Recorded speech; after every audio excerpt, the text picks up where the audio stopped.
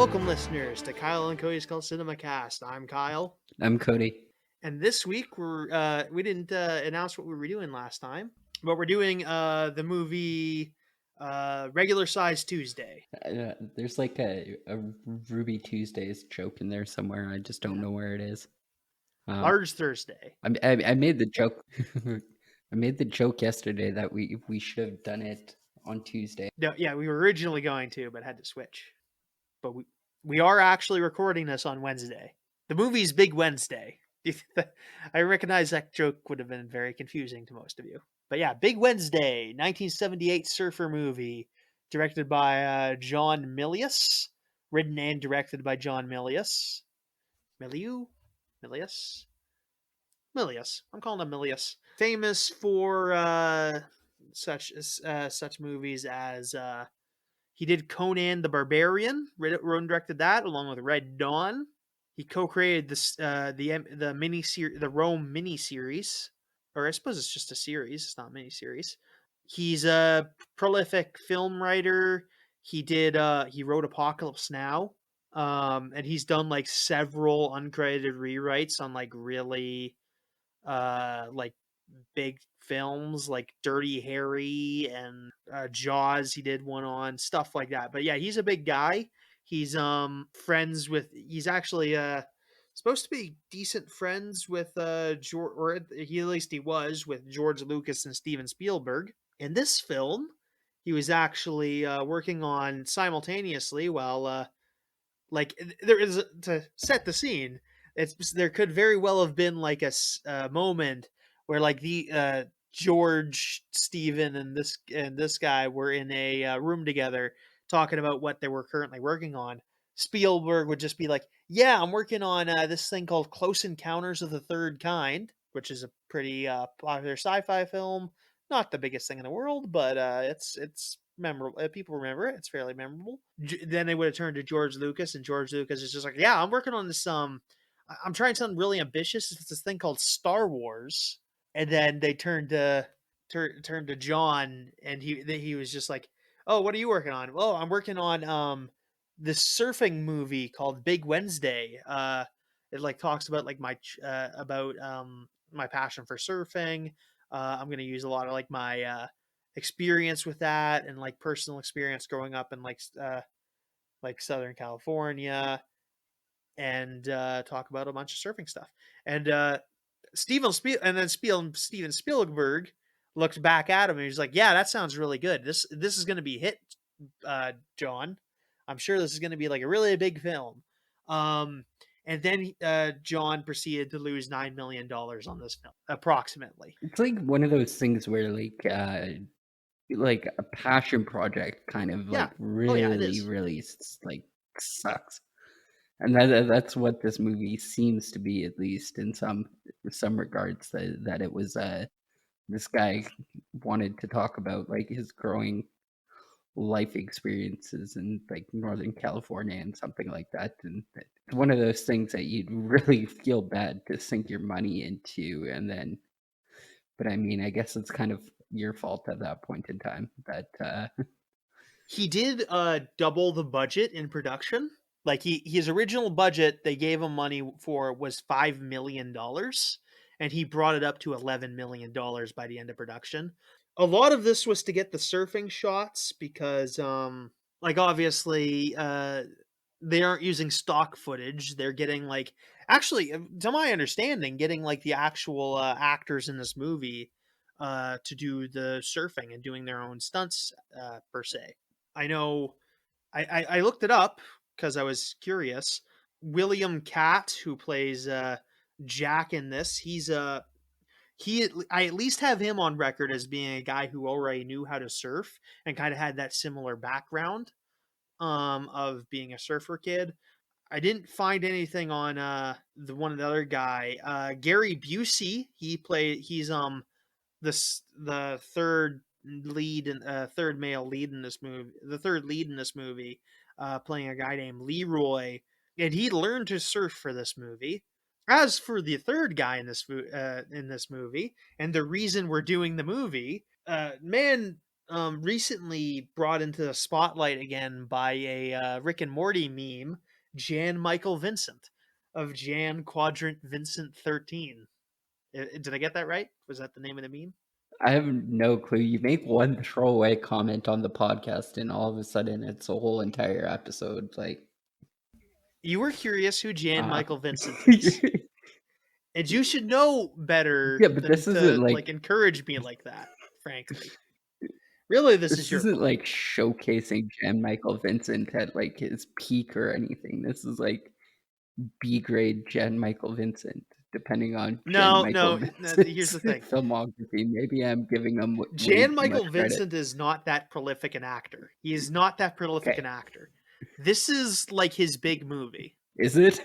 Yeah, no, the big thing he's known for is like the TV series Airwolf. But yeah, he's and the big thing was Airwolf and a mini series called The Winds of War. But this is his big like feature film. Like I'll look this up real quick, but I don't think he's like, yeah, it's a lot of small time film, not small time films, but films that are around.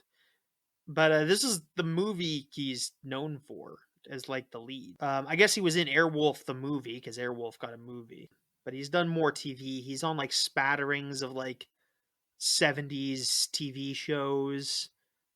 A lot of TV shows. Like he was on things like he was on Gunsmoke, I think, a couple times. He was on like I'm looking at things.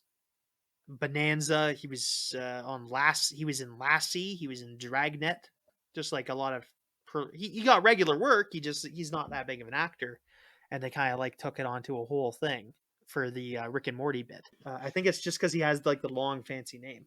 No, believe me, I did look, and I was like, huh, what is Jan Michael Vincent in? And I was just like, oh yeah, it's a lot of TV, and then this is his big movie. It's certainly one of the one of the things where it's a biggish, it's a popular-ish movie that he was the star of, and he kind of like fights for the starring role of this with William Catt. But yeah, this is actually what I would have if he had some other big thing, I would have picked that probably, but this is what I found. Yeah, absolutely nothing in here. Apparently, there's a television TV series. Oh, maybe not. There's a 1967 TV series that he played in called The Hardy Boys: The Mystery of the Chinese Junk. Yeah, I think that's like one of his first roles. Oh, apparently a Chinese junk is a type of Chinese sailing ship. Yeah, junk is a type of boat. Okay. Yeah. But yeah, it's actually kind of interesting. I've seen a lot. I looked at a couple of the reviews. Quentin Tarantino liked it. Like he considers this one of John's better films. Really? Like yeah, Conan the Barbarian, Red yeah, Dawn. but like as far as like something that's not like disposable, and it's not his favorite film by John, but are you telling me this film isn't disposable? Yeah, I mean, yeah. To be fair, but it's more of like a to some people like not disposable in the way that like Conan the Barbarian is. It's a different kind because this is a drama. He only wrote the first one, and I mean, really, technically, he didn't even write it. Wasn't Conan the Barbarian like a comic book before it was a movie? No, it's like a series of novels and then a comic book and then a movie. Yeah, but that's what I'm saying. Like the groundwork was already there for him, and I'm pretty sure even Red Dawn was a book before it was a movie. Maybe, yeah.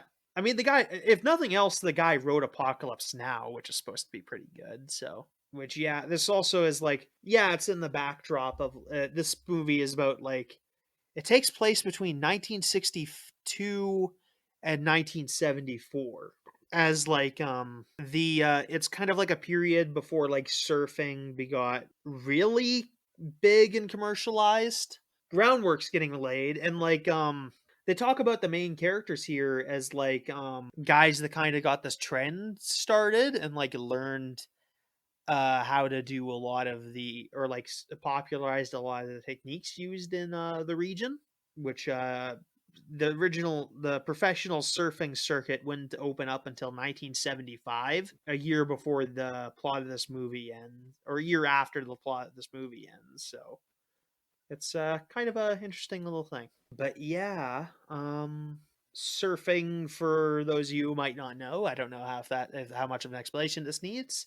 It's a traditional Polynesian sport popularized in particularly Hawaii, where you take a big wooden board and go out into the ocean and use it to ride on tidal waves.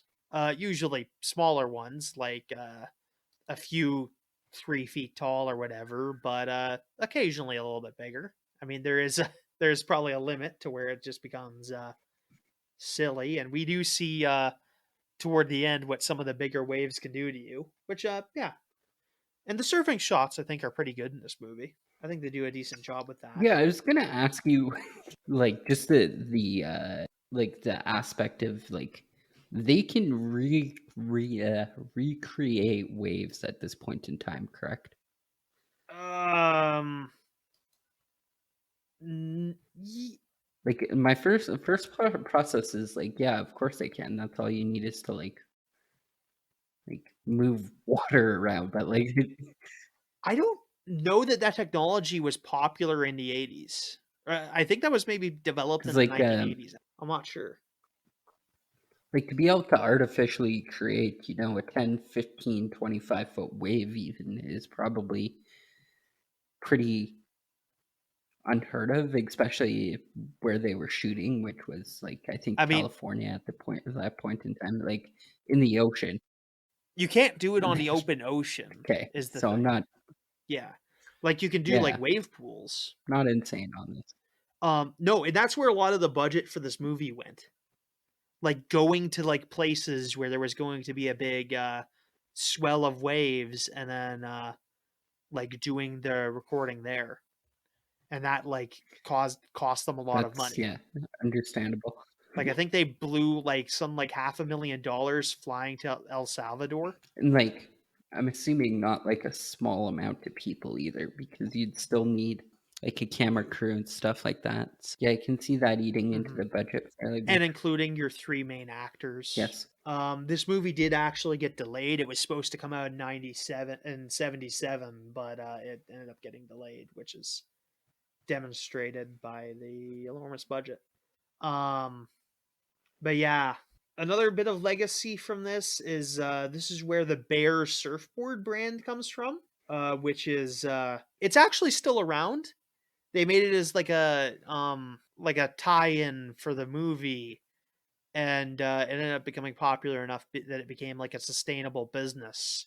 And they're still making surfboards to this day, as far as I can Yeah, tell. that's kind of cool. Also, I was going to bring up the fact that apparently John Millis was really influential in the starting up of the UFC. Yeah, and Really? also apparently it was his ideas, like his idea to use the octagon. So Hmm. I don't know, that was just like a weird tidbit that I found in underneath on his Wikipedia page. Yeah. So ever wondered why it was octagon? There you go. I think we'll get into it because we have a little bit to talk about, like a lot of surfing, some partying, a little bit of the Vietnam War. So we'll get going here. Sure. Our movie starts in 1962, and the parts. This movie is divided into like parts with like title screens and everything, named after like swells. This one's called references the South Swell, and we get little voiceovers from, I believe, William Cat. Yeah, I think William Cat gives the voiceovers, unless it's Jan Michael Vincent. I can't really tell. I don't know. I couldn't tell from the voice. I'm also really bad at that. But yeah, it's this is opening the film. We see some black and white pictures of surfing, which you'd think would be like better over the end credits because it goes on for a little while. Because the opening speech is a lot about nostalgia and stuff, and like going looking for that one special day. But yeah, we meet our main characters after the title sequence. Matt Johnson, played by Jan Michael Vincent, who is an alcoholic who is stumbling around with the other characters, Jack, played by William Katt, and Leroy, played by Gary Busey, who are guiding him down this set of like old Spanish architecture, which is right next to the beach, which is interesting. Yeah, it's just like a random old arch from an old Spanish building or Mexican building, whatever, that's just fallen into disrepair. It's got like a big broken piece out of the center of it. It's neat looking. It's a neat little visual they keep coming back to. But yeah, Matt's stumbling around really drunk. They make their way down there. Matt doesn't have a surfboard on him, so Leroy shakes down some random beach goer for his surfboard for Matt, and Matt gets it. And despite his protestations that if they take him out there, he's going to drown, he does end up surfing a bit. They point out that this guy is the Matt Johnson, which this is a weird little sticking point they have. Like Matt's a sort of local celebrity for like bringing like being a central figure in the surfing culture of the area. But at the time we meet him, he's already starting to like sort of wash up. Mind you, he still has all that talent still. But yeah, it's just a really weird plot point that like, oh yeah, he's a big surfer guy. Which given that like surfing isn't like a big commercialized thing yet, is like as sort of like you can't surf as a career. There's not yeah, he'd probably be sort of like just a guy most of the time. It's like a lot of it's like how some early hockey players had day jobs of like you go back to like 1920 and the guys on like the Montreal Canadiens are just like working at a factory during the day or something. Yeah. Which yeah, it sort of makes sense. It's just like a weird thing we don't really see.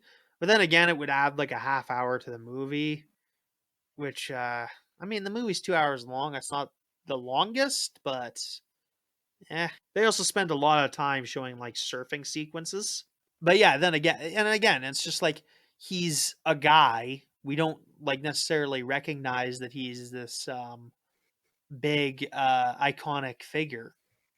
And we haven't been like shown anything on screen. If this were like if Matt were like a real guy, this might make more sense. And he is based on some figures that he's based on. I think he's maybe based on like this guy Lance something, who had who I found had like some problems with alcoholism and was like one of the early surfers. But yeah, it's just like a weird plot point that's just like a weird layer to the film that's hard to like grasp upon. I think you kind of hit the nail on the head Yeah, really early on when saying like, oh, he's a local celebrity. I think that probably best sums it up. Like people recognize him, but like also people are weirdly like weird about it. They especially here in the beginning. This was a really weird way to introduce the character, in my opinion, where he's trying to bum a surfboard off of like yeah, two random people that were just like out surfing before him. and again, Gary Busey almost was like, "Yeah, you give me that surfboard, you hear?" Like mugging the Yeah. guy. Basically, it was super weird. And it's you know what it is? It's show don't tell. Mm-hmm.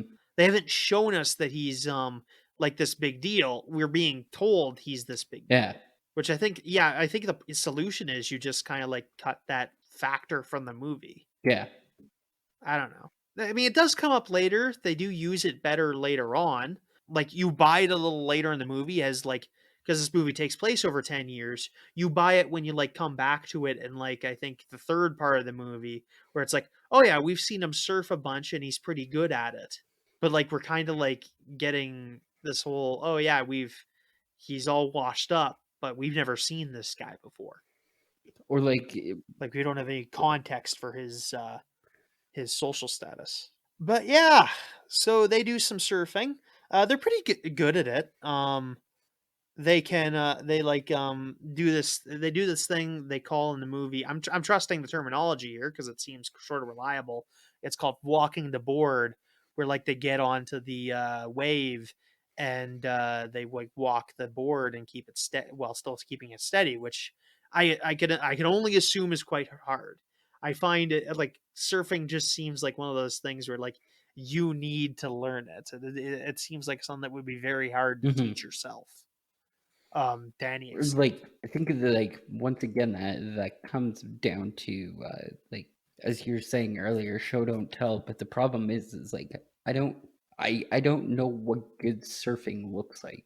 So saying like Also, yes. show don't tell is kind of like the opposite, where I'm just supposed to believe it, but I don't have enough knowledge about surfing to really have a full understanding of what good surfing looks like. Once again, I grew up in like landlocked Saskatchewan, and yeah, no, we're in like the very center of the continent. I grew up at lakes, but like that's it. And I'm assuming you don't go surfing on a lake. Yeah, they don't really have like waves on lakes to that extent. I mean, it's a little bit of it. It moves. It's not like tall like an ocean. But like, yeah, no, it's just something like none of us would, neither of us would like at all understand. But yeah, like what do we know about some Hawaiian like sport that like involves like oceans? So after the surfing sequence, we're introduced to this character Bear, who makes the surfboards for the movie, or who makes the surfboards for our main characters. He's kind of like a friendly old man character, although I don't think he's actually that old. I think he's maybe 30 in this scene, is like what they're supposed to be implying. But that's I mean, this is all difficult. It's always difficult when you have like an you want to keep like same actors over like a 10-year period, because I think by the implication they're supposed to be like 21 in this scene, or in this part of the movie, or something like that, maybe like 19 even. And this guy seems a little bit older because he's got a big beard, but and he's like seen crafting like a really big a big bare bones surfboard that's gonna be used at the end of the movie. But yeah, that's a whole thing. I don't know like how I would how much I would like, because they showed later on that like Bear fought in one of the wars. I'm gonna assume World War II. Or Korea could be. Yeah, I guess Korea was a thing. Yeah, I guess that would line up. That would make more sense then. Yeah, because Korea is 1950s. But yeah, he gives a whole speech about how you should only have to depend on yourself. I think this is supposed to be like contrasted with like some stuff we see later in the movie. It's I don't know if the messaging on this movie is like super good. Like I didn't get like a consistent like moral from it, which is a problem a lot of these dramas have, or coming of age dramas have. Yeah, I don't like, I can see kind of what they're trying to do, but it just kind of falls apart like by the end of the movie. Stuff like that. So, I mean, I don't know what to tell you. Just seems like bad screenwriting at that point in time. The surfing seems like really impressive, and I can tell a lot of work. I think a lot of, maybe too much work went into that, given the budget. But it's not a great story. It shows like, yeah, that sure did happen in the '60s. Yeah, this sure was how '60s surfer culture was. Yeah, teenage 19-year-old house parties sure are stupid sometimes. But yeah, the next scene we get them sent to like they're in like a restaurant, a diner, and Jack William Katz's character meets this girl named Jessica, who he invites to a house party that he's apparently having at his house tonight, because like the entire town has been like put under the impression that Jack is having a house party tonight, which is funny. I think I've known people that happen to occasionally. I never went to any of those parties, but I it's don't think you're missing a whole lot. no, no. I like people have a lot of nostalgia for those, but they just sound like big disasters every time I hear the stories. Oh yeah. Oh yeah, no, it's like every time you hear the story, it's just like, oh yeah, we had a party one night at the lake, and then we almost burned down my parents' cabin. It's like, and they're like, huh, I understand why the cops break things up now. Say what you will, but Oh yeah. yeah, no, it's they're crazy little things. That's always a weird angle when like they're turning.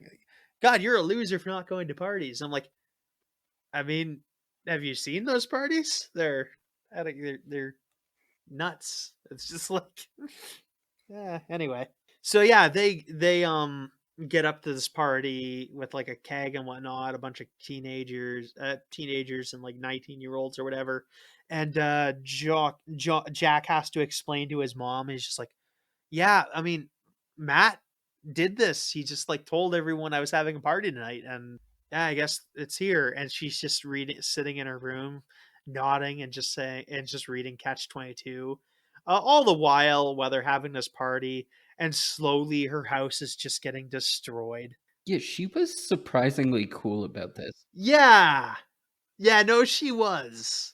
And like apparently this is like a common like occurrence Somewhat, yeah. with this person, and like I don't know anybody who would be that cool, like, especially the No. way that this party ended. Like, I get it's the 60s and you can actually afford to buy things, but my god, just replace like I'll explain what happens here just to like it's mere moments after what we're talking about. But like windows get destroyed. Like every table in this house is destroyed. They spray hoses inside the house, which I can't imagine is good for the floor. They spray beer everywhere. They leave the oven open for a while, out of some weird attempt to cook Carrie Busey, which I get. I can get people trying to yeah, I can imagine someone getting into a scenario where they'd want to shove Gary Busey into an oven. That is all I will say. yeah, I don't know how I feel about Gary Busey because Yeah. everything I hear about this guy is just like he's batshit crazy, and then I Oh yeah. like read up on his Wikipedia page, and he's like, "Yeah, I was in a car accident, and I have like permanent brain damage," and then like everybody's like, Gary Busey's like this wild animal. I guess cocaine didn't help. He did a lot of cocaine apparently too. Um, and like it doesn't help that the only time I've ever seen him like actually act, I think, in a movie besides this was like Predator 2. And like I don't even remember if he played like a huge significant role in like Predator 2 or anything. I mean, he was Apparently one of the he was central cast, but like one of the things that he was uh really no you can remind us in the comments by like rewatching the second episode of our podcast and like telling us about all the things we forgot about Gary Busey. was on that episode, I think, too. Yeah, no, Yeah, I that was our definitely second was. episode. That's all coming back to me. Yeah. Like we were talking Um about the guns and Predator too. The but good yeah, old no, I think days. there's like I think I was watching like one of those Rooster Teeth bits, and the guy from Rooster Teeth was just like, "Oh yeah, I saw Gary Busey in a plane once," and I looked at the person next to me, and I'm just like, "Wow, I mean, it's interesting how fast you go from, oh yeah, look, that's Gary Busey," and it's like someone should shut Gary Busey the fuck up. Just like apparently he's quite nuts, but yeah. Yeah. Uh, I also remember that Rooster Teeth podcast. Yeah, they have this big party. Everyone's brought over their girlfriends. We meet a bunch of the lady characters in the movie.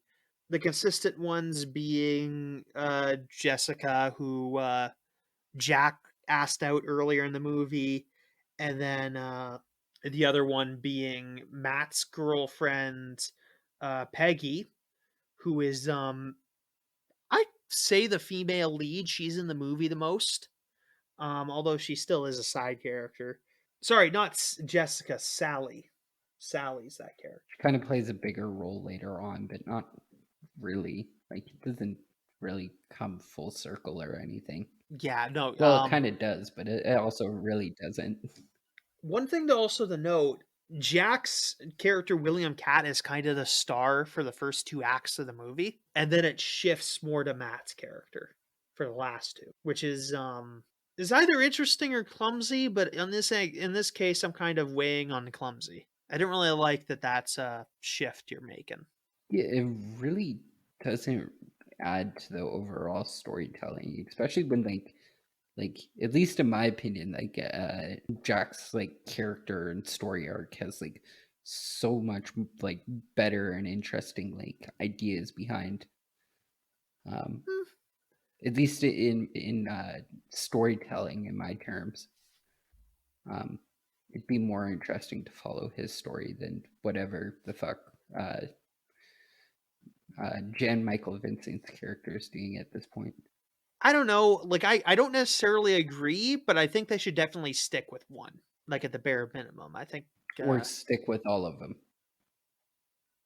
Yeah, but yeah, like there's a lot of things that could be said about like Gary Busey's character. Like he just kind of doesn't really hold a decent enough position or character throughout the story. He's kind of like the side humor, the comic relief to an extent. Yeah, comic relief to an extent, but like even at that, like it could have been like that's one of my biggest confusions about this movie is it's claimed as like this. I think somebody said that it was like American Graffiti meets Jaws, and I didn't see any of those movies in it at all.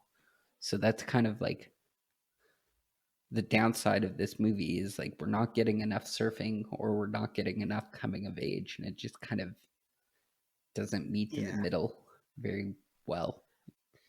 And Spielberg said that. Yeah, Spielberg said that, and he meant that. I think I can only assume it's in the sense of like, oh, this is a coming of age story, and also there's water. It's a very weak pitch. I don't really understand like the whole. I think Jaws would have been a really funny movie to have it switched up into like a coming of age drama. Yeah. Oh, I got my first period on Shark Week, like that type of thing. I don't fully understand what coming of age also means, but like getting your first period, and there's also sharks. That's probably a nightmare. I've got nothing at this point. You know what? I apologize for even putting that energy into the world. I think that would actually terrify someone now that I'm thinking about it. Like having someone, like having sharks attached to like someone's period blood. That'd probably be also legitimately. I don't know if that's actually is that even actually a thing, or is that just like a myth? Well, that sharks smell blood. Sharks are attracted to blood. Yeah, I think so. Smell blood. Okay. Yeah, I'm pretty certain that's real. They're not necessarily like. Also, have you seen American Graffiti? American Graffiti? No. Yeah. Like, do you know what that's supposed to be about, or it's George Lucas's first film, I think, or like feature film. Oh, that's kind of cool. It's like a 60s movie, I think.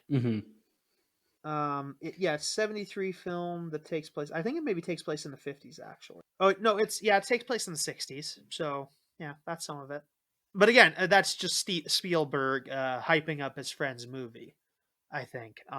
Which I mean, I'd probably do the same thing. Also, here's the thing though, like wasn't there famously like Steven Spielberg, George Lucas, and John Milius famously agreed to exchange a percentage point of Big Wednesday, Star Wars, and Close Encounters of the Third Kind prior to the release of these films through 1977 to 1978. So like, I mean, Steven Spielberg hyping up a movie at that point is like beneficial to him, because if they're exchanging like some form of box office like, the more seats being filled, it's just gonna add into more money into his pocket at that point. Like, I don't know, maybe maybe he really did enjoy the film, but yeah, it's possible. It's also his buddy's movie. It. Like I think of like if like you came to me and were like, "Hey, look at this movie I made," and you showed me Big Tuesday, I'd be like, "Oh yeah, that's really good." Please never do that. If you're gonna like, I want you to be as brutally honest. Yes. You want to be told if you've made a Big Wednesday, so I don't end up in like 3 years later some person's like cinema podcast where they're like, this movie sucks. Be on the other end of the podcast. I think that's kind of like the weird part about being like the critique, because it's really easy to sit here and say, hey, this movie fucking sucks. But if you're like shitting on my passion project that I worked for like 7 years to have done, I'd probably feel very different about I think if I were to become a filmmaker, I think one of the funniest things I would do is at that point in time just come on to podcasts like this and just be like, yeah, at least then I can at least somewhat try and like defend myself into like my creative process or something like that. But like, this guy's never reached out to us, so I mean, this is on him at this point. He knows where we're at, if he's still alive. I don't know how old this guy is. John is. He's 79, but but he's 79. But yeah, so yeah, they have the big party. Eventually, notably, there's like some guy makes a Captain Cook a joke about the Hawaiian guys eating Captain Cook, which yeah, that's some random ass racism they've had in this movie. I mean, it's the 60s, but still, I don't. Yes, but like, I don't know how I feel about this joke, because on one hand, yeah, it's fucking kind of shitty to say, but I mean, also the Hawaiian people stabbed Captain Cook in the heart, and if you don't know who Captain Cook is, Captain James Cook, he was a British explorer who found like Hawaii. He founded Australia. Like, he was like a whole like driving force behind like colonial powers colonizing like all of these small islands. So honestly, like, the just desserts of the Hawaiian people fucking stabbing this guy in the heart, like, it's so well deserved. But like, they're like, yeah, and then he ate him, and I'm like, yeah, the two sides of this are like, it's wrong to imply that the Hawaiians, the native Hawaiians, are cannibals. On the other hand, James Cook had it coming. So yes, it'd be like, oh yeah, it's only, you can only get so mad at them. It's just like, would I have eaten them? No, but he had it coming. And I don't even know if they ate him or anything. Like, the fact they almost certainly don't. I just know know they stabbed him. So no, like, that's I only bring it up because like it's a pretty bad, like, the myth of like a cannibalism among the among different various indigenous peoples of like most continents. It's spread to most of them is like vastly, it's like attributed to like tons of places, even though there was like there are scattered examples, but it's not like nearly as much as like they made it as like evil colonizing forces made it out to be. Like, there were a couple examples. Yeah, and I think it, but yeah, I think it definitely strives into like almost a level of like colonial powers using it to justify like colonizing, especially small indigenous tribes where they're like, we need a justification to go in here. And like, apparently their whole doctrines of discovery and bullshit like that wasn't holding up. So they're like, look at all these savages that need to be saved by Christianity. I think there is literally, and the only like, people that can. Yeah. I think like Isabella of Spain had like a rule where like you couldn't enslave indigenous peoples unless they were cannibals. So people would just like make up stories, because like you could just like, Oh yeah, don't worry, Izzy. Like these guys that are like an ocean away, they definitely did it. You don't know. You don't need to come over and check. They definitely did. You can trust me. Sort of situation. Anyway, but yeah, they're talking. Jack and Matt are making out with their girlfriends. I think yeah, the three of them are making out with their various girlfriends. And then as the night goes on, more dudes show up, and they're party to do some party crashing. And a fist fight breaks out between the men already at the party and these new guys, and they have a big house fight that results in the entire first floor of this building getting absolutely trashed. But yeah, it's a very interesting scene. The next after this, the three couples decide to go in Mexico. Or I'm sorry, the two couples and Gary Busey decide to go to Mexico for whatever reason. They're on the way. They're bringing a gun to Mexico, which is a weird thing, like a rifle. Just like for whatever reason, Matt is having sex with his girlfriend in the back of the car while it's moving. I realize you guys don't have to wear seatbelts in the '60s, but come on, like show some say, like sit. This is ridiculous. There was a couple of things about this. Also, I'd like to go back to the fight scene because like this is this is kind of cool where they were fighting and they had this guy. I don't know, he's definitely not part of the main cast, but like his name was literally the Enforcer, and he was this giant blonde hair surfer dude. And like during this fight scene, they're like they stop in the middle and they're in the kitchen, and this guy, the Enforcer, we like see this penultimate like showdown that was like destined to happen at some point in time, because they get into the kitchen and they're having this conversation, and it's like, so you're the Enforcer, huh? I've been waiting for you for a long time, big gal. And then they just start scrapping. Like just as this like throwaway kind of little tiny scene, I kind of like that. But also, like, this guy was eating like a quarter of a watermelon and just gets like totally punched in the face that was for absolutely no other reason.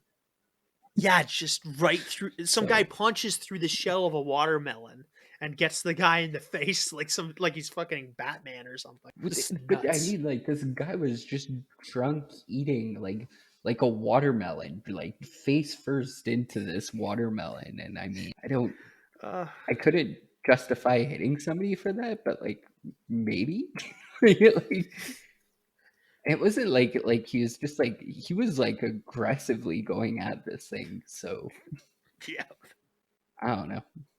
It's just cool. The fight scenes kind of really sucked ass because they were like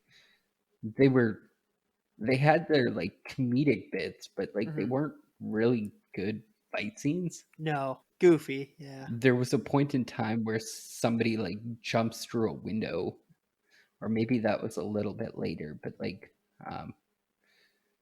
in terms of special effects, there's nothing special here.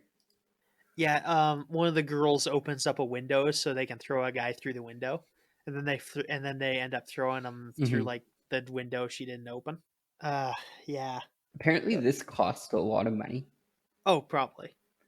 Like, apparently, the fight scenes was also a big part of the budget. Like, I guess when you're choreographing something and like shit goes wrong, then it's probably difficult to reshoot. I kind of see how that would eat into a budget and stuff like that. And difficult to reshoot is probably the name of the game in this entire fucking movie. Like surfing, like that like I mentioned, the El Salvador trip they spent $500,000 on. They got 4 minutes of footage from that.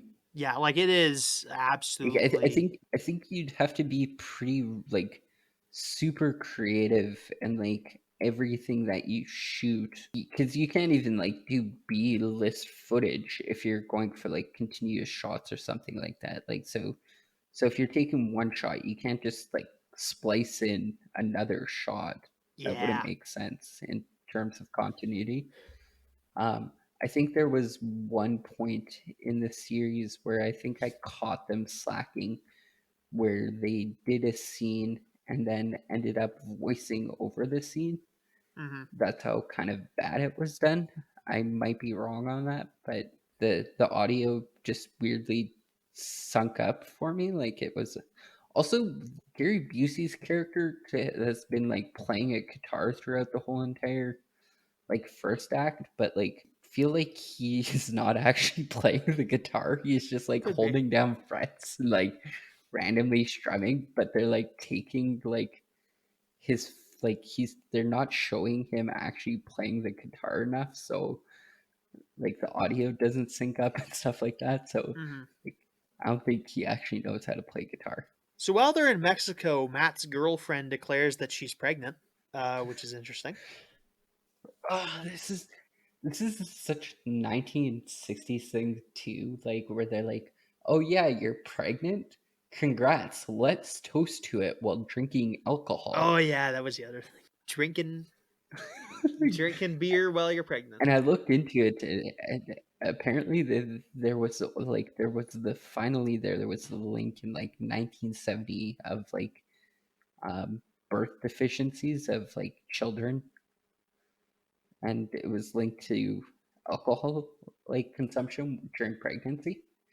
So like it kind of adds up that like maybe that they didn't know back then, but like how would you like it's such like common day practice nowadays that like it's really Yeah, hard to think that there was a time before the idea that like alcohol causes like fetal issues yeah, like existed. So yeah. It's always interesting seeing like the weird bits from like the '60s and whatnot. I think even like what I mentioned earlier about the seatbelts.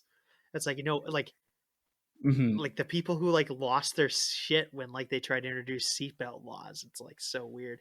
Or like even them getting into Mexico, like compared to nowadays, like they just kind of drive to Mexico. Like that's With a rifle. super unheard of nowadays because of like yeah, with a rifle nonetheless. And like they're all drinking this whole time. So Mm-hmm. they're probably like drunk Drunk driving. driving. Like Yeah. it's so like out of place in like modern day society. And I mean, some would argue probably for a very good reason nowadays. So yeah, they end up going to a strip club. Interesting place to take your girlfriends.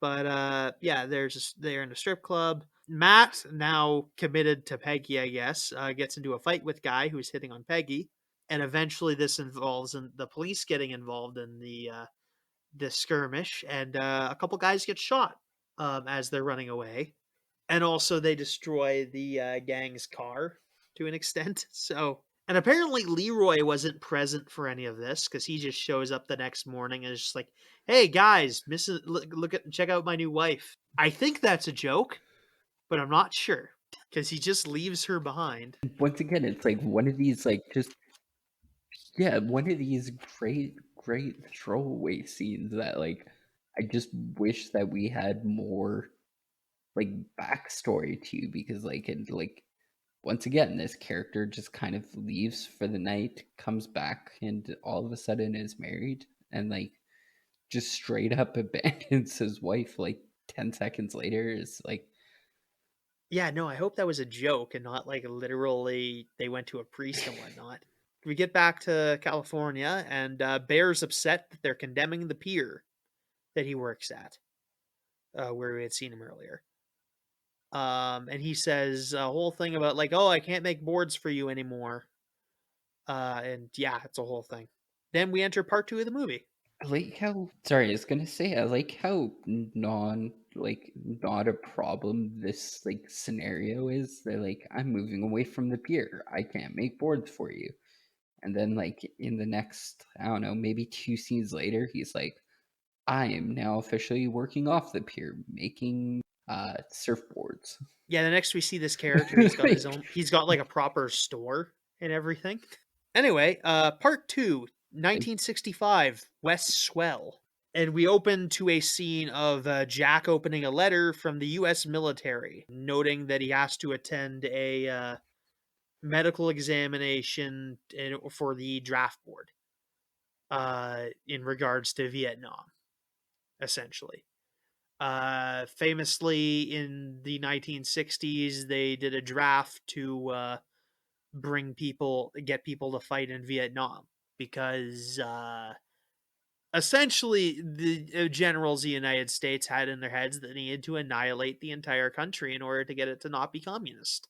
There was a joke that I was going to make the other day, or I was thinking about when I okay, so one of the whole reasons why I picked this movie was because of I thought it'd be more interesting because of the Vietnam coming of age kind of bit that's I think's kind of gotten a little overused a few times too many. But I was gonna make a joke about I wonder if they do it like the opposite in like Vietnam, where they're like a filmmaker's doing a movie about I don't know, free Vietnamese surfers who are not able to go surfing anymore because they have to go stop the invasion of their homeland by the U.S. government. But yeah, I don't know how big surfing is in Vietnam. Yeah, I don't know. Maybe it is. I don't know either. They could be huge surfers. I don't know. Probably bigger than in Saskatchewan, I'm assuming. Oh yeah, yeah, absolutely. More surfers than Saskatchewan, probably. Yeah. Maybe. Anyway, we're dreadfully unqualified to talk about surfing. But yeah, Jack's opening this letter. Essentially in the 60s. 65 was the year when they were picking it up. They essentially were getting people ready to be drafted into Vietnam. Not right yet. I suppose one of them does. This is like a proper draft yet, but essentially you have to go to a place. They make sure you're not like injured, and they examine you to make sure you're not faking and whatnot, in order to like get you to sign up for the army. And if you lie to them, or if you avoid this process in any way, you can go to jail, which is yeah, no, it's a lovely process, absolutely lovely process, which definitely has always been good and uncontroversial, especially in unless you're like white and privileged. Yeah, like notoriously, I think Donald Trump was a Vietnamese Vietnam draft dodger. Which on one hand, yeah, avoid the draft if you can, but yeah, I mean, yeah, this isn't like where the Vietnam draft was at its heaviest, but it's when it was picking up. I think it would pick up really badly in 1969. I'm not a big Vietnam expert, so feel you might know more about that in the comment section than me. Entirely possible, but yeah. So, and it's going to be revealed that everyone in the cast of the main friends got like a letter to do the same thing on the same day. So they're all going to gather up and do make a trip out of it and like work together to kind of try to get out of the draft, which involves doing a bunch of different things. And as we're noting, Matt has taken this quite poorly and is found by Jack sleeping near a wall near the beach, drunk off his ass. Jack tries to get him to do some to come over, but Matt's just like, yeah, fuck off and stuff it, and then ends up trying to wave down a car so he can get a ride. Inadvertently, he throws his blanket he's trying to wave down a car with onto a car with a camper attached to it, which ends up crashing, causing a big car wreck. I don't know how badly people got hurt. They never throw him in jail for this, so I'm assuming none of them, no charges, because people saw him do this. That was so. like a huge amount of property damage. Oh yeah, I think it was like maybe at least 3 cars and 4 cars, a trailer were with 3-4 vehicles with the trailer, so being like trashed.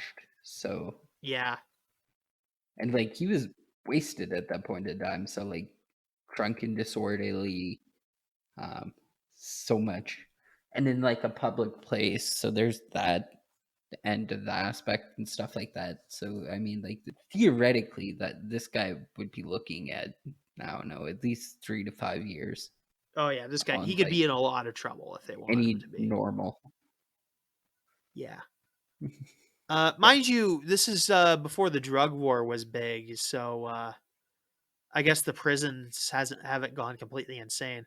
That's the trade-off. You can be killed more easily by the prison system, but there's less people in prison, weirdly enough, because they haven't they I haven't think made they're yeah, they haven't quite made they haven't found out that they can't just throw black people in jail for no reason yet, so that they don't need to throw everyone in jail. So yeah. I was also gonna make the joke that they haven't realized how much money they could make off of the prison system yet, but I'm pretty sure And they can still like explicitly just throw the black people in jail at this point. Like it's the 60s. They haven't like yes. I think maybe Brown's not through yet. I don't know.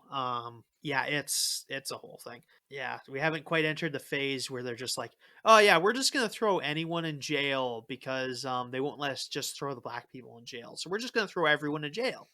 And that'll mean that most of the black people go to jail. So, we're not quite in the hell decade that was the 1970s. We're in the shitty decade that is the 1960s, where things are sort of looking up, but yeah. Anyway, weird.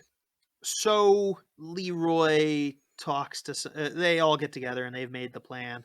Jack ends up punching Matt for doing that, and chases him away from the beach, not willing to help him. So Matt goes over to Bear, who is, like I said earlier, in a proper surf shop with like a cigar. Maybe this coincides with some peak in surfing's popularity in the real world. I can't say for sure. I am not a surfing expert. Yeah, and Bear points out that like, yeah, no, that's um, you need your friends, man. In contrast to what he said earlier in the movie, where he said you don't need anybody.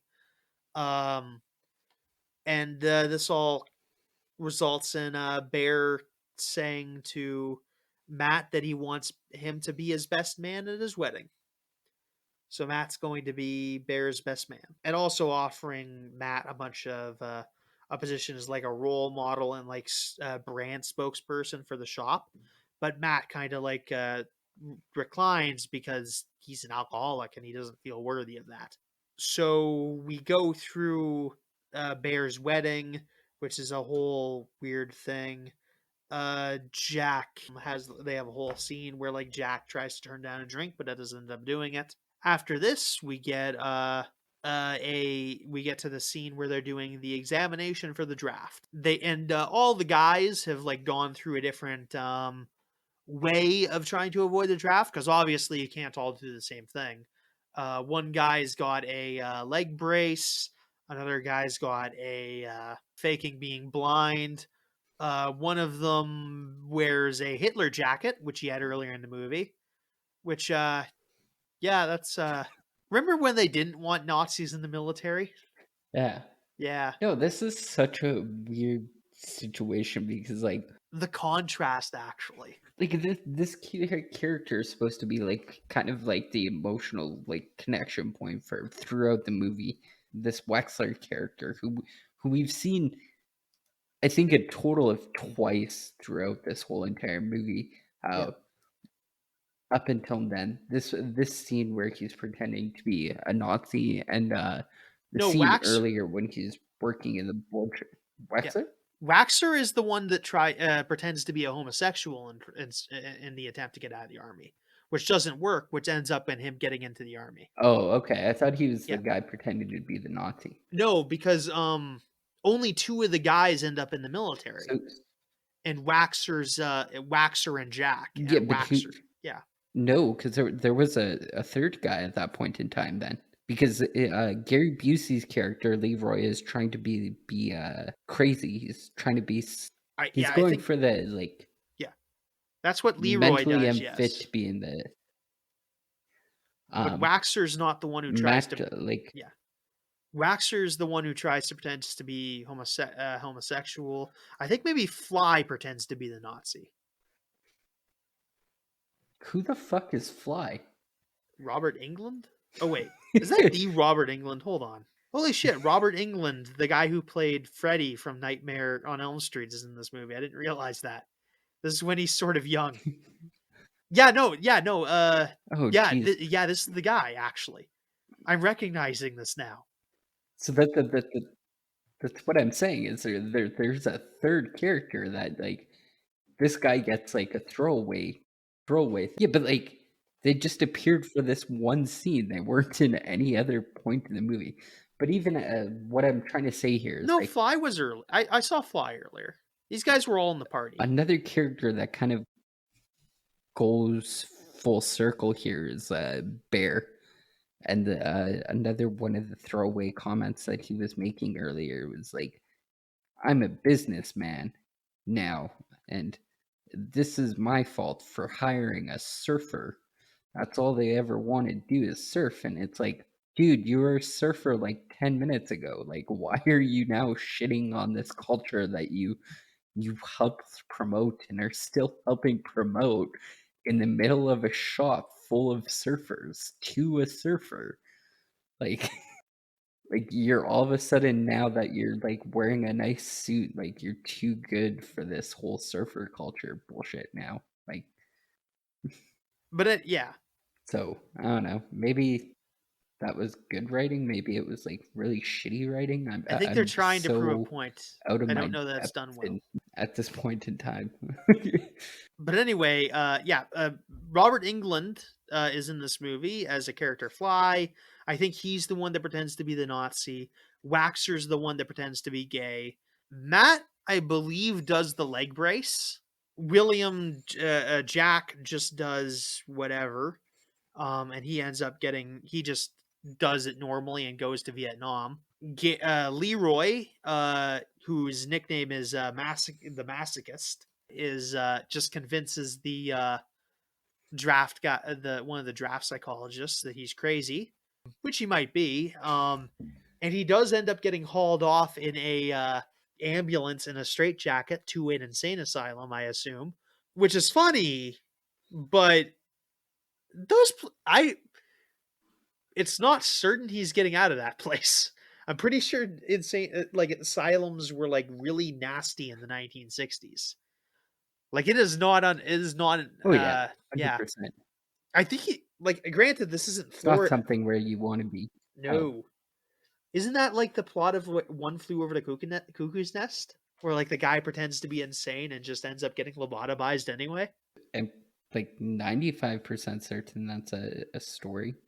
Yeah, I think that's just this I is maybe don't a know bad if it's call. the One Who Flew Over the Cuckoo's Nest, like notorious. A lot of people were also like using the institutions as like ways to get rid of wives and stuff like that. I do believe, Yes, and maybe not in this day and age, but they were using them to be like, well, she's unfit, let's marry off.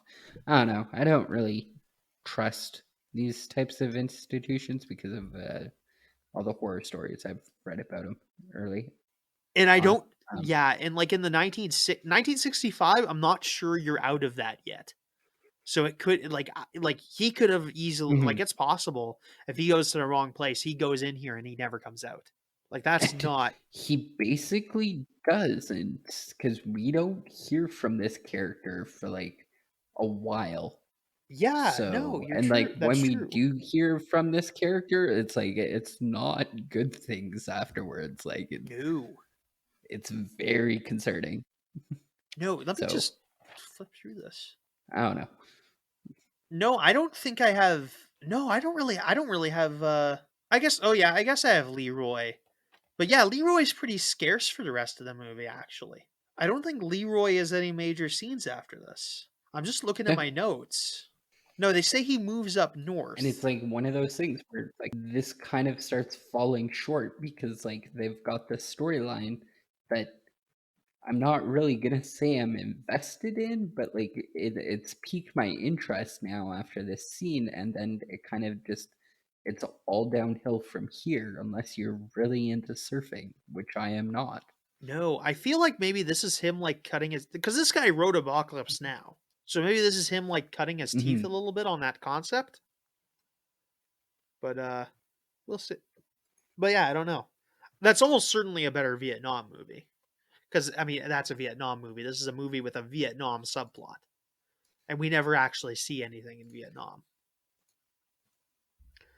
Mm-hmm. Um, Which would have made like it would have drawn together the whole camaraderie mhm. stuff that they were talking about earlier, where they're like, "Oh, you can't ride this wave alone, man."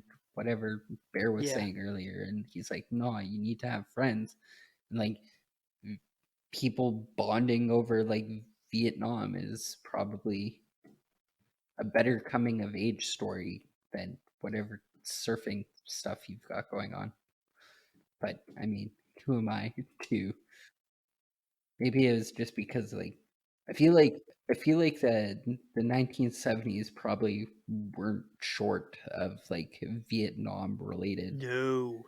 I guess it's kind of like weirdly like looking back on it that it's probably really overdone, and that's probably why they maybe stepped away from it. But like kind of loses its potency if you take away the impending threat of potential death in Vietnam, because then you just have a shitty surfing movie. But Um, but yeah, I want to talk a moment about Waxer, who like he tries to the way he tries to get out of the military is by like saying he's gay because gay people aren't allowed to serve in the military, and they're just like, hey, you know where there's lots of guys that like to cuddle up to each other, the Marine Corps, which this actually brought a thought because like because like we lived like we were sort of we more or less lived through the period where like they were letting gay people into the military. Like that's recent memory of like when the United States military let LGBT people inside of it. But like it occurs to me like yeah, that's totally just like a thing you'd say about like a volunteer army. Because the second it becomes a draft, you're just gonna forget about the whole thing. Because like yeah, I was gonna say like it's such a weird concept to me, like for like especially at this point in time for the military, where they're like, I get like the medical exempt and the mental exempt. I've seen Full Metal Jacket. I know where like having people with mental illnesses like in the Marine Corps is definitely a really really bad thing, but like it's one of those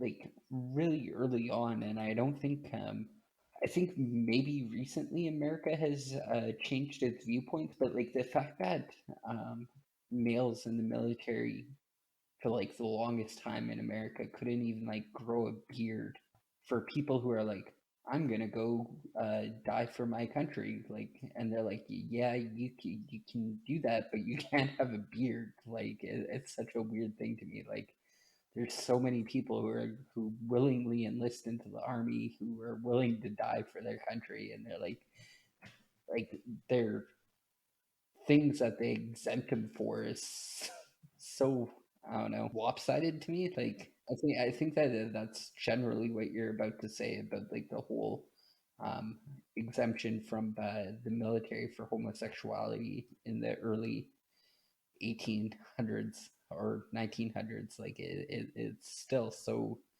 stupidly backwards. Like even to this day, I don't think a lot of these things have been rectified. I think recently the U.S. military was um, is starting to allow people to wear or have beards in the army. I like early on I kind of understood it because of like mustard gas. Be able to it's why they don't allow you to grow a beard out in the oil fields, because if you ever need to like apply personal protection equipment, like you can't have too yeah, much right. facial hair or block a mask or something like that. But like that's still so backwards. And I think pretty much every other military in the world will allow you to have a beard, um, except for the U.S. military, up until recently at least. Yeah, I don't know the rules on that. Yeah. And I think that like when they started to do like, especially as you were saying earlier, when as like the growing resentment towards the Vietnam War started to grow like higher, as it started to draw out, like the drafts, they were becoming so much more lax on who they would um, exempt for like reasons. Started to uh, lax a lot of those rules. Yeah, even in like the next scene is like them doing like a going away party for Jack and I guess Waxer, and they're watching like news of like anti-draft protests. Like it's like a very violent anti-draft riot. Also notably, like Jack's girlfriend isn't too happy with him leaving. We enter part 3 of the movie, 1968, North Swell, and this scene opens to Matt at a Waxer's funeral because he died overseas. He's we also see that Matt has got a job doing swimming pool stuff. He just has a car that says Matt's Swimming Pool Service, whatever that is. He's the Matt is notably the only one of Waxer's friends that shows up to the funeral, which is sad. Well, we don't know what happened to Leroy, and we do know what happened to Jack at this point in time. Yeah, He's Jack. still overseas. Yeah, Jack gets back from Vietnam sometime after the funeral. Leroy's off somewhere. I guess like we also don't know what happened to like the other major player in this story at this point in time, and I guess that's like Bear. But apparently Bear's going through his own shit, so like I mean, arguably it's not too mysterious that like Matt's the only character that we're actually following at this point in time, because like everybody else is kind of like written off. Yeah, I think they mentioned Bear in this part of the time. movie, but I don't think he shows up. They mentioned that he got divorced and like his wife left. You know, I thought Bear was going to be like a mentor character, but he's really weird. A weird entry in that role. Yeah, he's not like he builds them surfboards and that's about it. I don't know. I kind of don't like we kind of see like we get to see so much of the duality of the character of Bear. Like, oh, we see him during like his wedding, and then everything else is kind of done off screen. Which I think again goes back to what you were saying earlier about like show don't tell, and like we're doing way too much telling at this point in time. Like we don't see Waxer's death, we just see his funeral. Yeah, we don't see any of the Vietnam also, stuff, just the draft. I also really don't like the way that they've kind of just like, okay, it's Matt's going away party, and now the next scene we see instantly is like a funeral. Yeah. And they kind of try and keep it as cryptic as possible, like to not spoil who died, because we knew 2 people were drafted. I think there would have been like a lot of more emotional resignation with the like Jack almost dying at this point in time, because like at least he was like this pivotal character throughout the story compared to Wexler, who gets like maybe, I don't know, 2 to 10 minutes maybe of screen time at most. Like he's kind of just a side character. Yeah, like you might be able to like someone who knows more about army uniforms may have been able to tell that like the guys doing like the 21 gun salute were in like marine uniforms, whereas Jack went into like the proper army. Yeah, that's an easy fake out for someone who doesn't know the difference, which is a lot of people. Yeah, I guess so. Yeah, because I think they have different dress uniforms. Yeah, I feel like that's kind of cheating though. Yeah, and you'd have to like know something. Also, I also don't fully understand like the whole like I don't know how accurate this was in terms of all the army procedures and stuff like that. If it was fairly accurate, like is that something that they're going to show on screen? Like these guys are in Marine uniforms, or if it's just going to be like, well, we've got what we can get. That's Yeah, I don't know. And again, yeah, I could also be Army wrong. I clothes don't or know what those whatnot. uniforms look like, to be fair. But anyway, next scene, we go back to the Cosmic Burger restaurant, which is where they were earlier in the movie, where Jack met Sally. This is also the part of the movie where like the point of view firmly shifts from Jack to Matt. Like Matt is firmly the main character in this part of the movie.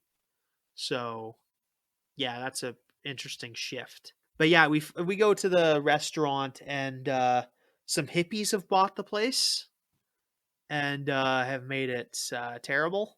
I don't know. This just seems like it's a thing making fun of hippies, which granted sometimes they deserve. But Matt brings out a letter saying he's been invited to a movie screening to go to some movie called Liquid Dreams, where essentially they're talking. It's a documentary about like the history of surfing in the United States or something to that extent. And and Matt's getting invited to the premiere because he was central in like popularizing surfing in this Malibu community, I guess.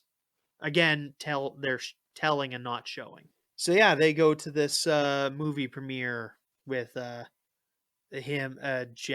Matt's Peggy and their daughter go to this movie premiere. They have a bunch of fun. The next scene we see, Peggy and and the daughter are on the beach, and Jack shows back up with a mustache. He's back from Vietnam.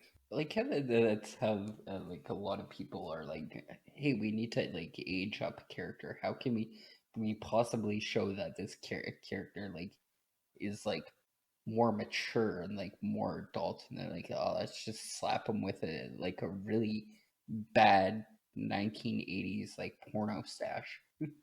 Oh, I had a question. What do you think? What do you think is like? Can any mustache be a porn stash? Like first of all, I really hate blonde mustaches, True, fair. and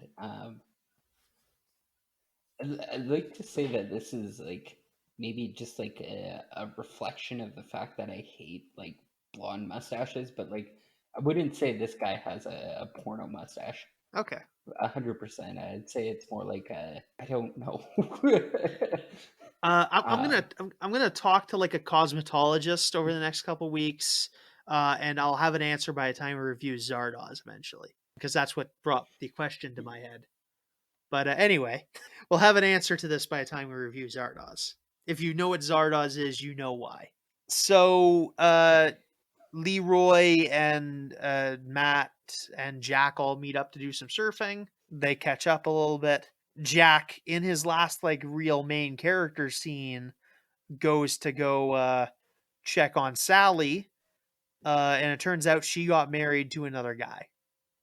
Like in the meantime, in 3 years while he was in Vietnam. So that was the thing. Also, another guy with a mustache. So that's I think notable maybe. This definitely wasn't a porno mustache.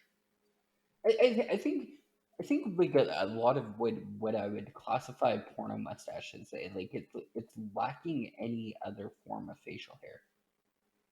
Like, this guy had a full on beard along with a mustache. Yeah, because like you wouldn't call like a full what do they call the ones that like go all the way down to your chin? A goatee. No, like just a mustache. It doesn't conjoin at the bottom. Oh, handlebars. Okay, yeah, yeah. I suppose a A handlebar handlebar. mustache. Yeah. I feel like maybe you could make one a like. This is my question. Like, can you make like depending on context, can you make any mustache into a porn mustache? I guess that kind of boils down to like the trends in porn. Yeah. Because like the term porno mustache comes from like the fact that like in the early 1980s and like maybe 90s and 70s, like those mustaches were very prominent in porn films. And so like the fact that like even nowadays, I'm calling it a porno mustache. Like it goes to show just how much like that kind of trend has like resulted in like terminologies. Like Yeah. good example of this is like Freddie Mercury. Mm. His mustache kind of became synonymous with people looking to have gay sex. Mm. And I don't know if it's like chicken or egg scenario where he's like, well, I'm gay and I kind of want people to know that I'm gay, but also like don't want to completely out myself, so I'm gonna grow a mustache and kind of see if it like sticks to a wallpaper deal. We'll have this settled by the time we Like review his Zardoz. character I'm going to met do some another research. yeah. We're going to do some research and figure this out. Yeah. The next scene is them doing going to visit Waxer's grave, and they're all drunk and they do a thing. They make notable they notably show off how big this military graveyard is. But yeah, this is a whole thing, and then they walk their separate ways. The next part of the movie, 1974, The Great Swell. A whole, I suppose this is the longest time jump at 4 years. We notice Matt driving up to Jack's old childhood home. His car now reads Johnston's pool service to be more professional in his old age, because I think he's got to be like 30 something now. Yeah, he's 30 something now. But yeah, he talks to Mrs. Barlow. Yeah, Mrs. Barlow, Jack Barlow. Yeah, their name is Barlow, and he talks to her, and he's just like, "Hey, have you seen Jack?" And she's just like, "No, I haven't." And while he's here, he's just like, "Hey, I just want to apologize for everything. I tore up your driveway and everything, and did like a bunch of property damage at your place. Uh, but I swear onto God, I didn't pee in your toaster," or something like that. Again, Mrs. Barlow is like very cool about all this. Like he is getting like way more generosity than he probably deserves. But yeah, apparently Matt's got told by Bear to go try to gather everybody so they can go surfing on this big swell of waves that's coming this way the next day. So because it's supposed to be like a real big thing. He hasn't been able to, but Matt hasn't been able to get a hold of him, and he eventually reports this to Bear, saying that like, oh yeah, they're gone and they're not gonna be coming back. Also, and Bear's just really upset about that, but he's there to give Matt the big surfboard from the beginning, which is very cool and big and basic. It's got a real natural feel to it. It's kind of neat. Matt offers to like give Bear a place to stay for the night because he's very clearly homeless and drunk. But Bear's just like, no, no. He's apparently working as a garbage man. But yeah, Bear turns it I down. don't know if that's actually true. I think he makes a joke later that he's just a garbage man. I think he's just homeless and living out of like garbage cans. Like I don't think he's actually employed. Yeah, that could be it. Now that you're mentioning it, yeah, that could be true. You could be right about that. This guy's clearly not in a good place. No, yeah, he is. He is looking rough. And then we get our final title card, where it's just called Big Wednesday because it's the big day, which is hence the name of the movie. Which is, I guess, what they're calling this day. We notice like big waves coming off the horizon, and like a whole on rescue helicopter, like rescuing people from the surf, and they got like speedboats going because they're trying to rescue all the surfers that are going up to the waves and like getting themselves like knocked off their boards and hurt. And also, waves are damn hard to swim against. Notably, those big wave pools are like those wave pools that we were mentioning earlier. They are occasionally notorious for being quite dangerous. Like I think I think I was watching Mm-hmm. like a documentary about like Action Park, which was a big dangerous water park in the States in New Jersey, and essentially the lifeguards at the wave pool would rescue like 5 people a day. Yeah. Yeah, it's kind of interesting to look at, like, notoriously how many people die a year at like an amusement park, or like one of these big themed like stuff that gets like maybe swept underneath the rug, or like I you mean, don't hear about it as often, but like Google, like I honestly, if you're interested in that, Google Action Park documentary. There's a couple of them, and you can get like a lot of information about how that sort of shit worked if you're at because all interested. I think there's like a 40-minute long one on YouTube that's pretty cool. I think Defunct Land did one that was I pretty don't good. like rides or anything, like, because I'm like weirdly scared of heights, and like I'm also really scared of like mechanical breakdowns. So uh pretty much any fair or ride is kind of like a really big no-go for me. I am with you there, buddy. So like watching a documentary where they're like, hey, don't fucking do this is probably not the best I went to one of like a what you big call water them. slide once. It like they have some big water slides at like the Minot pool, and I went on like the smallest one there, which is still like I don't know, like a half mile long or something. It was pretty nuts looking, and I was just like, nope, nope, not doing that anymore. Because I would ride the one at the Estevan public pool. And I was like, oh, this is fun. I like doing this. And I went to the one at this Minot pool that was like 3 times as long. And I was like, I do not like that. This is like deeply bad for me. But yeah, no, I also don't do any fair rides or anything. Like I am notorious chicken shit about that sort of thing. So also like one of those things where like I think as you brought up the Estevan pool. I was going there with my son a couple months back, and I brought it up to a friend of mine. I'm like, it's weird to notice like how old I've gotten, where like I'm just going down these water slides as like adult supervision. Like I get nothing out of this anymore. Mm-hmm. Like water slides don't interest me now that I'm an adult. And I don't know if that has anything to do with it being like Estevan's water slide, or maybe like it was the fourth or fifth time that I went down it today. But like after a while, it's just like water slides have like outgrown their fun for me as an adult, and I don't know the cause or the root cause of it. But also like we live fairly close to Kenosha, which I think has um, like the biggest water slide in Saskatchewan, and um, apparently it's really gone downhill recently, like grown into like stupid levels of disrepair. And I I can't remember if I've gone or not. I would not. I think I never went because I know I wouldn't have enjoyed it. Like I am not a what. Like I am like such a baby about water slide, like any sort of ride.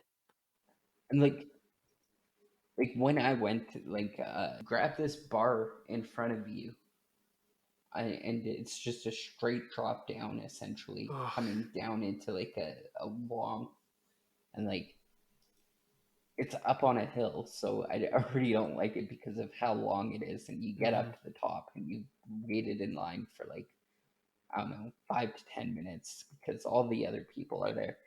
And like you get down this thing, and it's like 3 seconds.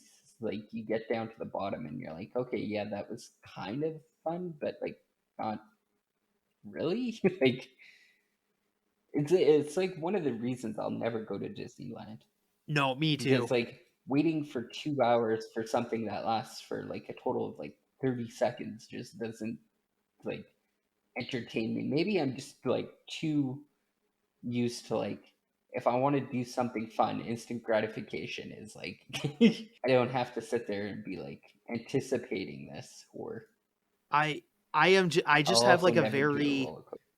I just have like a very firm speed limit for how fast my body outside of like a car is meant to go. Like if I'm going like faster than a bike, I am like off. I am bad. I am at a bad place. Mm-hmm. Like I do not go fast outside of like a automobile. So anyway, Or like a plane. I've never been on a plane. I've been once. I was okay. It's not the funnest thing in the world. Like, I'm not the best flyer, but I can fly. Which is kind of dumb because like one of the things that like I could deal with a long card ride over like a short plane ride. That's not a problem. But like, there's no real other form of transportation besides like you're rather driving someplace or you're rather flying someplace. Well, in Like North America, there isn't. trains still like well no that like because passenger trains are still a thing. Yeah, in Europe, But they've like even basically at killed that, them you're here, paying. though. No, you can still do passenger trains here Yeah, but in like, Canada. okay, here's the thing. Like, what you think of we think of passenger trains is like a European would look at that and be just like, wait, you only get like one train a day?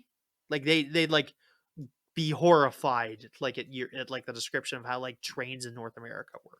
Like it's literally unthinkable that Yeah, but they like also like yeah, but you like arguably if you're going through like a train in Europe, it's you've got a really long or very slow moving process because like there's so many countries in Europe. Like if you're going across Canada, you're going from like point A to point B. Well, everything else in the middle. Well, like a train in Europe, you're going like A, B, C, D because you're traveling through all the little countries and stuff it like is a that. bit But more um, compact, yeah, but still like even like places where it could be better, it's not. It's like generally like our train system is just pretty atrocious even for like where it should and be they shut good. down our bus system. Yeah, also yes. They've also done Like the that. Greyhound still exists, but I think that's only going like from south to west or west to east or something like that. It's not going anywhere because they shut down the STC. I used to ride that pretty regular, but like trains nowadays are like you're just basically going for the fanfare of it. Like it's gonna cost you so much money as like this novelty compared to like a very And that's by reasonable design. Like we could form of have proper transportation. trains, but we Yeah, don't. Like yeah, anyway, we're moving on. Anyway, Big Wednesday. yes. We know that yeah, we get like a huge we get like a big there's a big crowd of people like being held back from doing their surfing. We see like a board cracked in half on the surf. We see some guys bleeding and whatnot from like getting like knocked around. Matt's showing up and he's just like, "Oh yeah, I'm going alone." And then at the last moment, with no other thing, Jack and Leroy miraculously show up at the beach for whatever reason. It's not very well explained.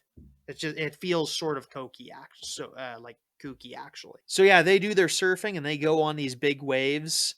They do a pretty good job. Leroy ends up getting having to back off first, probably because Gary Busey's the weakest surfer, most likely. But yeah, Matt and Jack get some attention because they're doing really good on this big wave. Matt's surfboard is notably Bear had said he had designed it to deal with like big 15-foot waves. So that's interesting. That's a thing to note. When they get like the big 20-foot wave going, Jason doesn't attempt it, but Matt does the wave, and he does. We get like several long minutes of like some neat little surfing shots. It's pretty cool. Eventually, after several minutes, Matt gets knocked off a surfboard and goes underwater. It's a very interesting. It's actually a really neatly shot scene where it's like very disorienting, and all we see is like him getting twirled around, and then eventually like a cloud of blood in the water. And after he doesn't come up for a little bit, Leroy and Jack go find him. They eventually find that Matt has made his way back to shore, or not back to shore, but back to the surface, and they managed to pull him in. Turns out he just has a leg injury, but it looked pretty dire. You were like, it could have been convincing if he had died there. It would have been weird for the plot, but it would have been convincing at least. So yeah, he's got a leg injury. He's approached by a celebrity cameo. What's the guy's name? Ty Lopez? What's that? Yeah, Jerry Lopez, who's one of the It's close. yeah, Jerry Lopez. He's a famous surfer for the time. He was one of the guys who actually trained the actors to do their surfing, or one of the experts. And he had a cameo as himself in the film, which is what we're seeing here. And Matt ends up just giving him that big bear surfboard as like a thing, because he's had his fun, and he gets this big compliment about him being like such a hot shot and whatnot. Lopez also was mentioned in the movie from earlier, so that was interesting. So it's kind of like a meeting of like the new surfers and the old guard.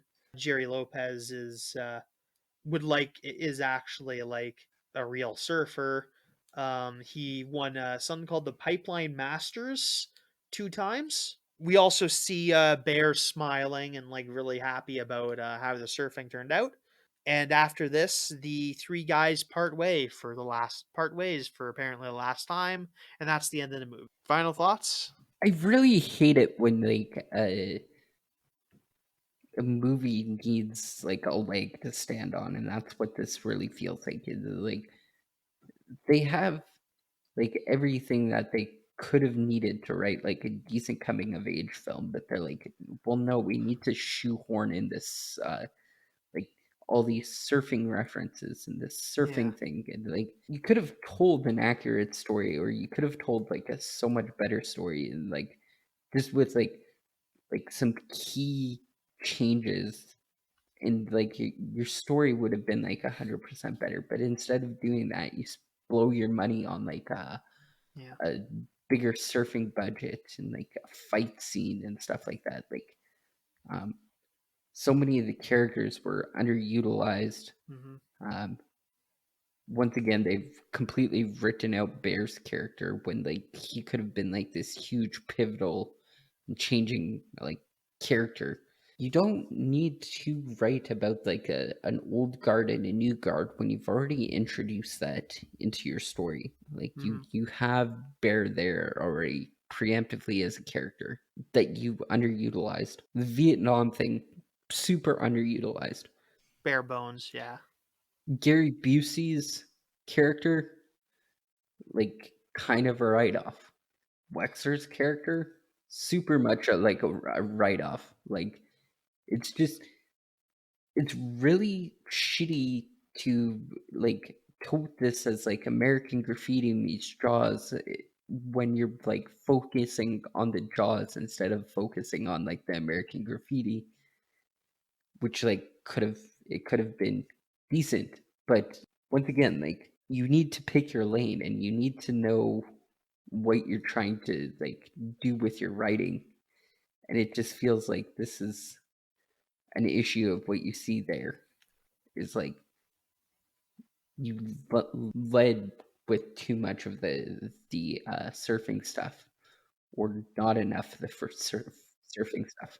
Yeah, to an Yeah, extent, it's like, my God, man, pick a lane. Like there's just like so much angles they want to go at for this movie, and none of it's like the thing. have you ever seen? Let me just pull this up here. The 1993 American drama film called Swing Kids. No. Okay, well, this was a period piece set in like the 1930s about some young German teens who were like Hitler youth, Mm-hmm. but they were really into like swing dancing, and like at least like they were utilizing like the background and like the almost as a period piece, rather Mm-hmm. than like these kids join a dance competition and are really good at it or whatever. I don't exactly know what type of analogy I'm going Yeah. for here, Okay. I but think I like know where you're getting at. it I think I get what you're saying. It's because like like in Swing Kids, like what I'm getting is like the Nazi stuff is like a backdrop to the film. Whereas like where this in this kind of movie is kind of do the same thing with its Vietnam stuff, but that's not a backdrop to the film. It's a thing that happens in the film. Like, it's a thing that occurs, and like, oh yeah, that's neat. That's a note, but it doesn't do anything really, because we don't see any Vietnam. With it, yeah. It doesn't really change the characters at all. Like, Matt becomes less of an alcoholic throughout the movie, but I think that's just him becoming an adult, frankly. Like, I think it's just he's like maturing as a person, like a normal person. And like, not because of the surfer stuff. No. Like, if he was becoming less of an alcoholic because like of the surfer stuff, like it could have been easy to show that, but it's like no, it just like he stops drinking, and like once again they had like people coming back from Vietnam with like PTSD syndrome, and like Jack's character comes back and he's just like nothing happened.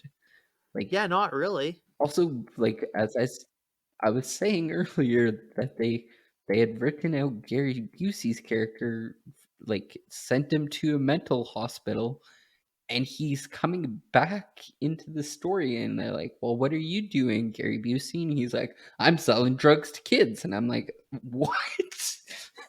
Like, this is just like, it's just leaving so much off the page and just like underutilizing it. Like, my theory is that he's breaking out of the mental institution, the guy, Mad, whatever the guy's name is from the A Team. Like, he's just like occasionally he's just breaking out to go surfing. I think that's the story. Just MacGyvering his way out of a mental hospital to go surfing and selling drugs to kids.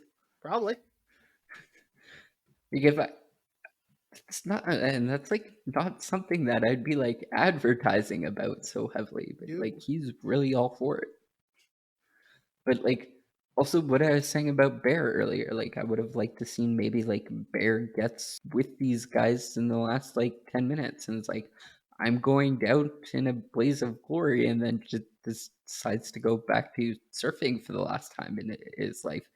But that doesn't happen. He just like sits there and watches and like makes commentary with some random guy. What do you give the movie, Cody? Like a 2?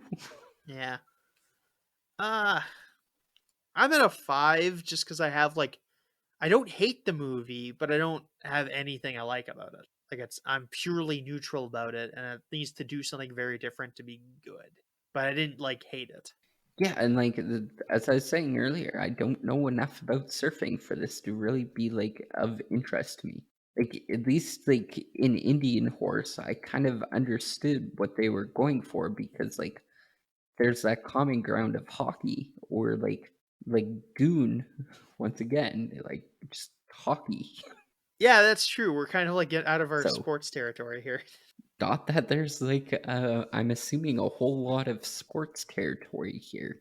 Yeah, no. Because like I played hockey and I played some baseball growing up, and I'm assuming you didn't play any sports. I played a little bit of soccer until I got to like middle school, and it stopped, and sports stopped being fun because middle school sports was terrible. That's well, I moved, and the new I didn't click well with the new group there, we'll say.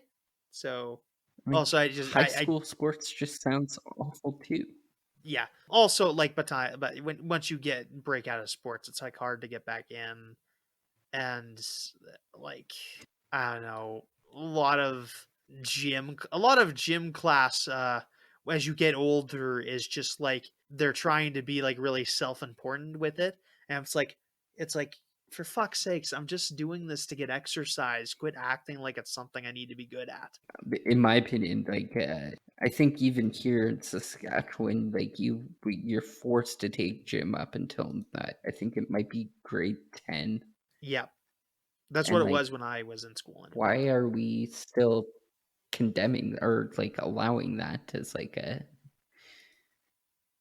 even a thing? Like I couldn't care less if my kid takes gym class up until grade 10. Like, if he doesn't want to do gym, I'd rather him like focus on something else. But like, I'm also at the point where I'm like, hey, it felt like he's enjoying gym, and that's something that he likes to do.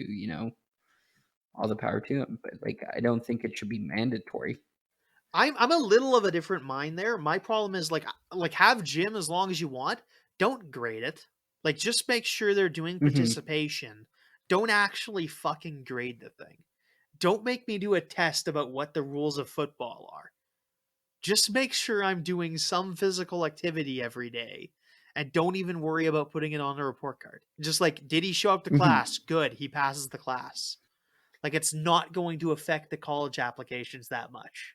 Like, frankly, Unless it's like, anyone who's getting like their sports stuff like put on their college applications, they're in extracurricular sports. Like, frankly, yeah. like no one's getting like a sports scholarship without being on like some sort of sports team, like extracurricular sports team. So it does like the gym grades don't matter. They should quit bothering with it. Unless you're really, really bad at school and like gym is like your clutch where you're like, I'm Exactly. getting Yeah. 90s in this Which class. So all of a sudden my grade point average is like a 56 in total or something like, so I'm not completely or like I'm flunking not out of. like clearly there's a grade, I think. Yeah. Like just have you like be it like a like a 50 or like a participation based grade where like if you're doing like clearly if a kid's doing his best, give them just the 100, like whatever. Hmm. Yeah. Anyway, next month, what are we doing next? Do you want to just work through those three I gave you in the chat Yeah, we last? can do the Sean Connery one. Yeah, let's do Zardoz next. Okay, see you next time for Zardoz. Okay. Yeah, I bye. didn't know how to pronounce that.